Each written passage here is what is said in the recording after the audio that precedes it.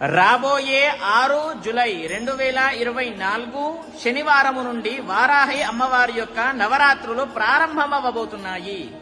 6 July నుండి ప్రారంభమయ్యి 15 July 2024 సోమవారము వరకు వారాహి అమ్మవారి యొక్క నవరాత్రులే ఉంటాయి.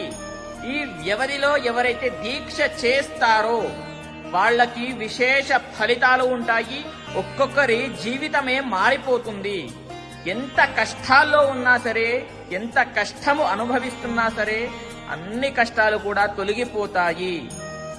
చూడండి, అమ్మవారికి ఒక మాటలో చెప్పాలి అని అంటే మీరు కోరుకోవాల్సిన అవసరమే ఉండదు.